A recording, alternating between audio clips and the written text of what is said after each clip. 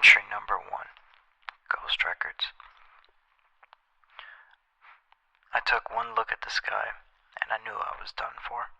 Knees beneath the mud, hands slowly becoming glued to the earth as I hear a scorching hot scream emerging from the poor soul just a few feet in front of me.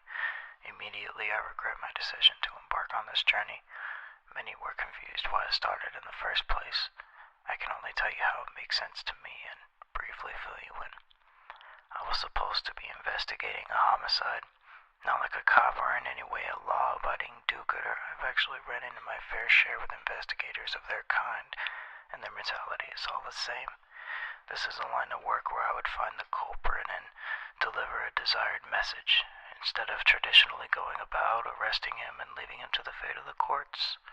Most of the kind souls who find the worst things happening to them often don't want any serious life-lasting injuries or consequences on their predator, but rather a slap on the wrist to remind them that consequences always follow their actions.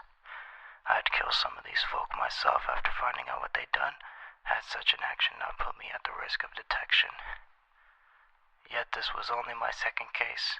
I can say from the get-go that I was probably biting off more than I can chew with this one.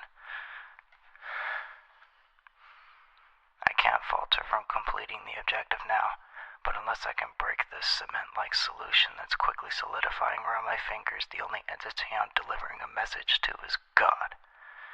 I couldn't remember what I had on me. Most of the belongings I have are in my pockets underneath the proactive quicksand. I lost signal from the nerves in my feet, as the shins and below them are completely numb. How could I be so stupid?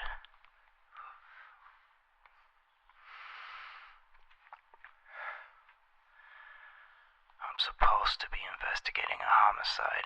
I haven't even made it to the damn crime scene yet, and I'm already shaking hands with the Grim Reaper. So much for dignity. I doubt anybody would come to the funeral. How embarrassing would that be if your friend or relative died snooping in somebody else's business?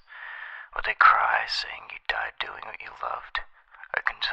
I just considered it work. I never said I loved doing it, just that I was willing.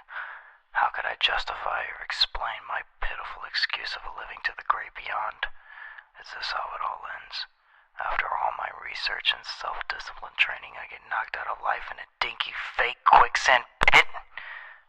I haven't even started.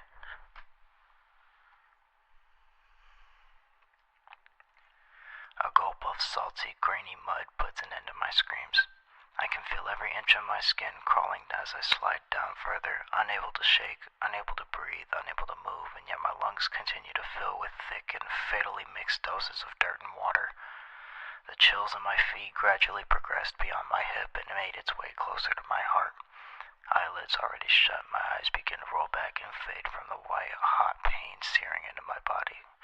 With the mud crushing my bones and the downward force draining my energy to exhaustion, there's no crying for help here. There was no crying back at the dream house. I survived a seemingly endless seam of minimum wage jobs without leasing a home, just so I can prepare my equipment and skill set for the next big gig. I was just fine being alone. I always was.